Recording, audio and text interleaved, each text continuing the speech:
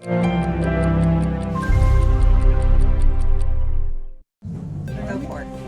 US is ending its largest federal nutrition assistance program by the end of March that kept millions from going hungry through the COVID-19 pandemic.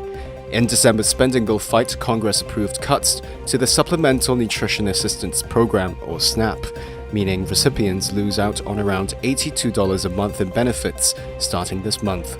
Some households will lose their eligibility for the aid altogether. It's left Los Angeles resident Deborah Schulhoff in a bind. I am afraid about not having enough to eat. Well, I have 3 people in my family, so I mean, it helped a lot, but yeah, I'm just really afraid that I don't know. I'm not a real good cook to make up recipes, but I just have to find someplace else for help. The reduction in federal assistance comes as food costs continue to climb. Another LA resident, Irina Martin, says families still struggle to meet basic needs even as COVID lockdowns become a thing of the past. We're still dealing with COVID. We're still dealing with a lot of people that lost their jobs, and prices are going up. Gas, food, eggs, what $9.99 for 18 eggs, so it's I don't know. It's people that have children, it goes beyond that. It goes with hygiene items, it goes with diapers, formula, all of that. Since 2020, states have been allowed to boost SNAP benefits to the maximum amount allowed for each recipient instead of applying deductions tied to income. Experts say that boost has kept the percentage of Americans experiencing food insecurity low at 10% through 2021, even as joblessness soared. A study from the Urban Institute says SNAP benefits kept 4.2 million people out of poverty. Anti-hunger advocates worry the looming reduction in aid could reverse those gains. So food banks like this one are gearing up for an increase in visits from those whose SNAP benefits have ended or will soon. LA Regional Food Bank CEO Michael Flood. Decrease in benefits, in the SNAP benefits, is going to hit families and individuals at a time where food prices have increased 10% over the last year. So that's going to put more pressure on food banks and our partner agency network to provide food, because these are already families and people struggling to meet all of their basic needs. So we're kind of holding on for another increase in the demand for food. Debate over spending on food assistance will likely heat up as lawmakers negotiate a new farm bill, a legislative package passed every 5 years that funds nutrition, commodity, and conservation programs. More than 76% of the current $428 billion farm bill went to food assistance programs, and House Republicans have hinted they might review and tighten SNAP work requirements as part of farm bill negotiations.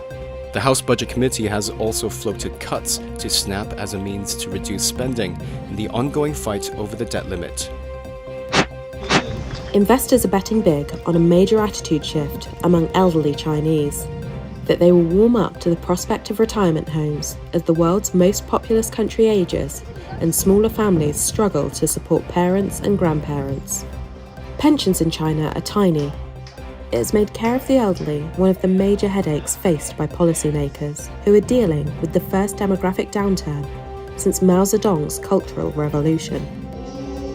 Costly nursing homes are out of reach for most, and their use is seen by many as a sign of children not fulfilling their duties. But companies investing in China's retirement home sector hope that these attitudes will change soon and fast. This is Louis Lim, CEO of Singapore-based Keppel Land, which is building a 400-bed retirement property in Nanjing that is due to open this year. I think, however, if you look forward with the one-child policy that China has had in the past, you do have that kind of structure in the family where there's one child with 2 parents and 4 grandparents. And so the ability for a individual to take care of so many people becomes a lot more challenging. And as a result of this, I do think that stigma is going away quite quickly. The National Development and Reform Commission and the Ministry of Human Resources and Social Security did not immediately respond to requests for comment, though the government did say last year that it would spend 35 million yuan to build retirement facilities. and President Xi Jinping has called for the development of elderly care services and the pension system, a state news agency said this week. Currently, about 90% of elderly Chinese are cared for at home. About 7% rely on community-level assistance in daycare and other facilities, and only 3% live in retirement homes. China's National Health Commission projects the number of people aged 60 and over will grow to 400 million in 2035, from 280 million now. Even if those percentages don't change, 40 million beds will be needed in community facilities and nursing homes, up from 8 million now, analysts say. Investment, though, is not without risk, with executives citing a shortage of skilled staff. And it relies heavily on attitudes changing. 86-year-old Shanghai resident Mr. Zhu says he won't go to a nursing home. Even if I wanted to go, my children wouldn't agree, he said. They don't really trust nursing homes. Remind me of the expression you gave on the witness stand. Was it tangled? Oh, what tangled web we weave.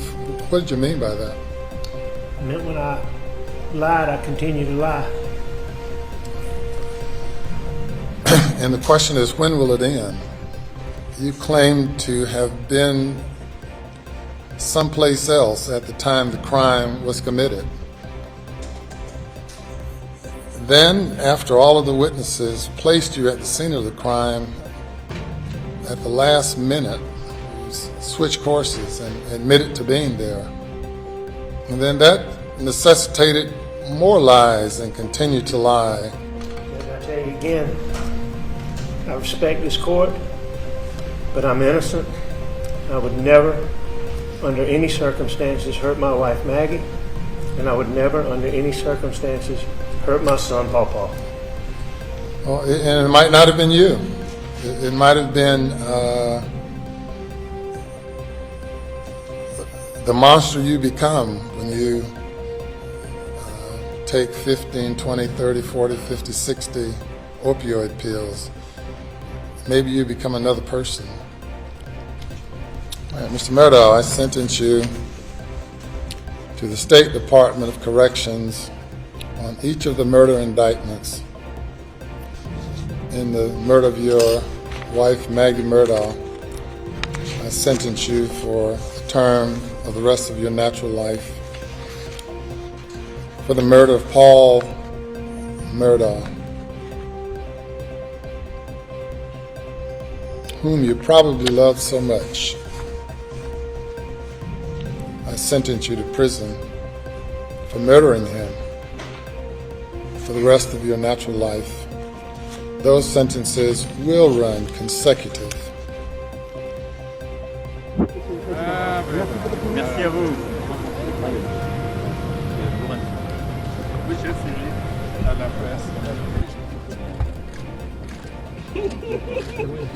Information confidentielle. Très bien.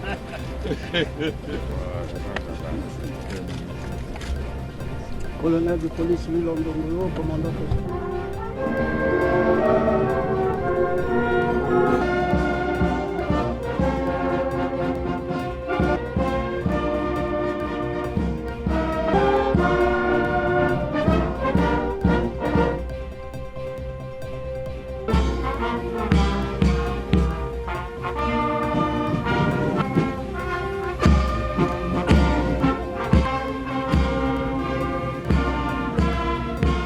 Congo, les troupes d'honneur de la garde républicaine sont